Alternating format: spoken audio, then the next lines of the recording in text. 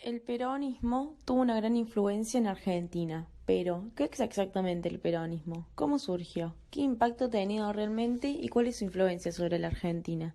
En el siguiente video te explicaremos todas estas preguntas. Juan Domingo Perón fue un militar y político argentino, presidente en 2 ocasiones de la República Argentina, 1946 hasta 1955 y 1973 hasta 1974. Su liderazgo cívico e ideológico dio lugar a todo un movimiento político, el peronismo, determinante durante casi 30 años en la escena argentina y cuya herencia pervive en el actual Partido Justicialista. A los 5 años, su familia se trasladó a Río Gallegos y en 1905 se estableció en Buenos Aires, donde Juan Domingo asistió al Colegio Internacional Politécnico. De sus aulas pasó al Colegio Militar, egresando en 1913 con el grado de subteniente del Arma de Infantería. Tras ocupar diversos destinos, participó de un golpe liderado por el general José Félix Uriburu contra el presidente Hipólito Yrigoyen en 1930 y fue nombrado secretario privado del ministro de la Guerra en 1930 hasta 1935. Ejerció luego la docencia de la Escuela Superior de Guerra hasta que en 1937 fue nombrado agregado militar en la Embajada Argentina en Chile, país que regresó en 1938 para cumplir después una misión en Italia. Residió en Europa entre 1939 y 1941. El ascenso del peronismo, 1943-1946. La dictadura militar, surgida de golpe de Estado de 1943, se habría propuesto terminar con las prácticas fraudulentas características de la década infame. A pesar de la mejora económica de comienzos de la década de 1940, las condiciones de vida y laborales de los trabajadores y sus familias seguían siendo duras. Frente a las huelgas generadas, el gobierno militar respondió aplicando medidas represivas. En 1943, Perón fue designado frente al Departamento Nacional de Trabajo, DNT, la cual al fines de ese mismo año se transformó en la Secretaría de Trabajo y Previsión. Allí comenzó a tejer un estrecho vínculo con dirigentes sindicales, promoviendo el establecimiento del pago de las vacaciones, el sueldo anual complementario y la sanción del Estatuto del Peón. Con estas acciones, Perón fue ganándose el apoyo de muchos trabajadores y sindicatos. El 17 de octubre de 1945. La oposición al régimen militar se hacía cada vez más dura.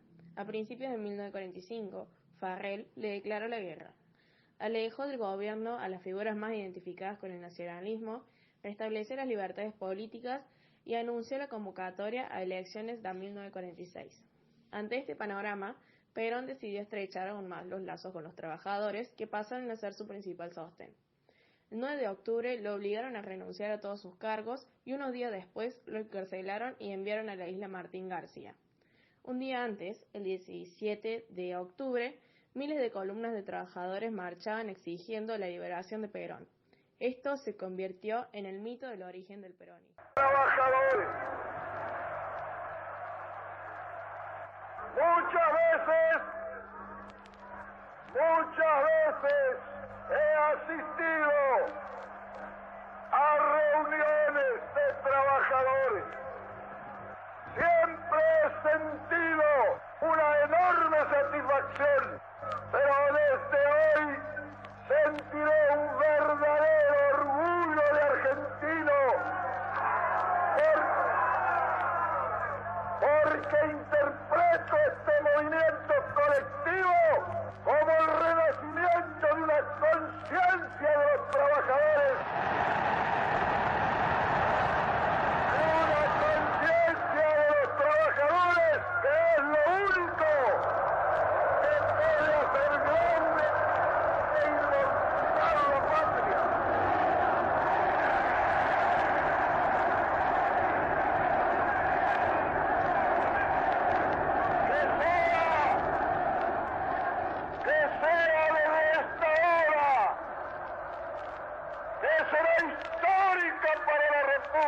Las elecciones de febrero de 1946. Luego de los sucesos de octubre comenzaron a delinearse 2 bloques, la Unión Democrática y el Partido Laborista. Finalmente, el 24 de octubre de 1946, tuvieron lugar las elecciones sin fraude. La fórmula Perón-Quijano se impuso sobre la de Tamborini y Mosca por el 54% de los votos. La primera presidencia de Perón desde 1946 a 1952. Desde que Perón asumió, comenzó a tomar medidas para consolidar su poder. Entre ellas, restar capacidad de maniobra a los partidos políticos opositores, es decir, la prohibición de que estos utilizaran espacios radiales durante las campañas electorales. También clausuró los periódicos que criticaban sus medidas. Perón planeaba la necesidad de integrar al obrero al sistema como un producto consumidor y de esa manera alejarlo de la influencia revolucionaria. Las Fuerzas Armadas comenzaron a alinearse tras Perón. Finalmente, este fue muy hábil para dividir a los empresarios industriales y estrechó sus vínculos con la Iglesia gracias a su constante participación en ceremonias religiosas y la sanción de una ley que planteaba la enseñanza religiosa. La doctrina peronista. Las tres políticas más conocidas del movimiento fue la defensa de la justicia social, la independencia económica y la soberanía política. Estas ideas debían regir en la verdadera democracia y todo esto debía conducir a la unidad nacional. Peronismo y la política social. El gobierno acompañó la política de intervencionismo con una política de intervención social y dio lugar a la aparición del estado de bienestar en nuestro país. La piedra angular de esto era el gasto social. El Estado destinaba parte de los recursos a financiar servicios de salud, educación y vivienda. También abarcó ámbitos relacionados con el descanso y la recreación, para usar el tiempo libre facilitando el acceso a lugares de verano. Perón y el movimiento obrero. En el movimiento obrero argentino se produjeron grandes cambios en la década del 30, como consecuencia de las migraciones internas que cambiaron su composición.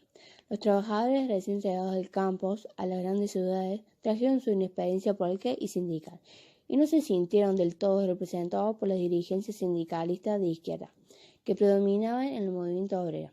Los gobiernos conservadores que sucedieron a partir de 1930 no desarrollaron ningún tipo de política social y no desarrollaron leyes laborales en ese periodo, lo cual produjo una gran acumulación de demandas por parte de la clase obrera. Los militares que asumieron el poder en 1943 eran conscientes de esas situaciones y desde allí se llevó adelante una política sindical práctica que desplazaría a los sindicalistas de izquierda de los sindicatos y ganarse el favor de la mayoría de la clase trabajadora. El peronismo y la cultura. Propuso a la subsecretaria de Cultura, donde se tomaron iniciativas para el fomento de libros y la música argentina, estableciendo que las radios se difundieran un 50% de la música nacional.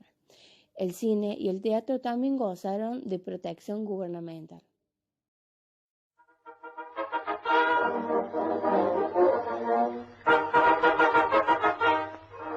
Perón ha anunciado esta sincera verdad justicialista. En esta tierra lo mejor que tenemos es el pueblo. Todo el pueblo trabajador, el heroico pueblo descamisado de octubre, agrupado en la Confederación General del Trabajo, volverá a reunirse en la Avenida 9 de Julio el 22 del corriente, en el Cabildo Abierto del Justicialismo, para proclamar triunfalmente la fórmula de la patria: Perón evita.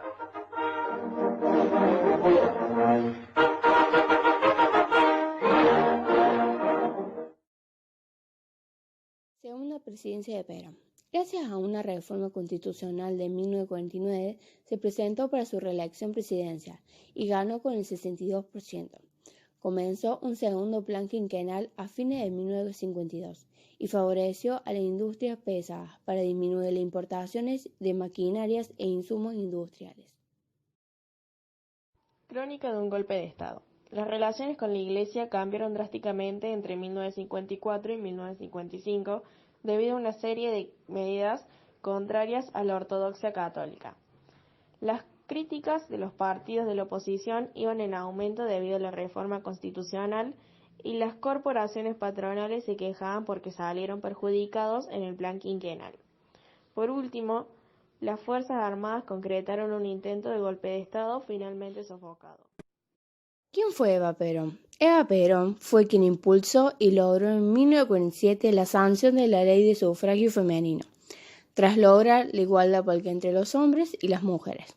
Buscó luego la igualdad jurídica de los cónyuges y la patria potestad, compartiendo con el artículo 79 de la Constitución de 1949. En 1949 fundó el Partido Peronista Femenino, que presidió hasta su muerte. Desarrolló una amplia acción a través de la Fundación Eva Perón, dirigida a los grupos más carenciados.